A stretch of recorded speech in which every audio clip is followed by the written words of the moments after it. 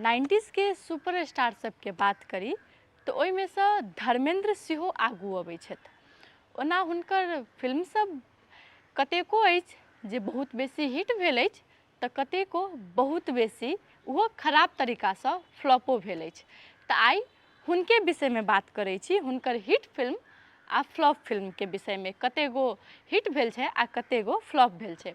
जाहिमे से हुनकर फिल्म के बात कयल जाय तऽ 6 गो हुनकर ब्लॉकबस्टर गेल छै, ओहिके बाद 7 गो सुपर हिट गेल छै आ 36 गो फिल्म हिट गेल छै।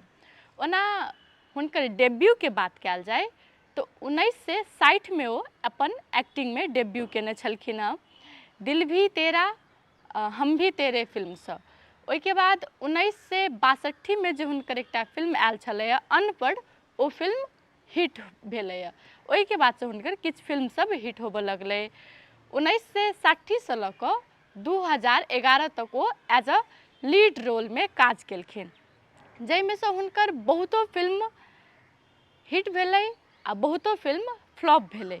लेकिन फ्लॉप के बात कयल जाय तऽ जते हुनकर हिट भेल रहै ओहिसँ कए गुना बेसी फ्लॉप भेल छै। ओहिके संख्या कही तऽ 180 गो फिल्म हुनकर फ्लॉप भेल छै। किएक तऽ धर्मेंद्र के डेब्यू के समय के बात कयल जाय तो ओते आसान छलै नहि ओहि समय में फिल्म में डेब्यू केनाइ आ सफलता प्राप्त केनाइ। तो ओ जहिया शुरुआत केलखिन तहिया से काज करते करते ओ बी ग्रेड के फिल्म सब में सेहो काज केने छथिन, जे हुनकर इमेज के बहुते हद तक डाउन कऽ देने छलै। ओना बॉलीवुड में सबसे बेसी फ्लॉप के बात कयल जाय तऽ मिथुन चक्रवर्ती के अबै छै, ओहिके बाद धर्मेंद्र के नाम अबै छै।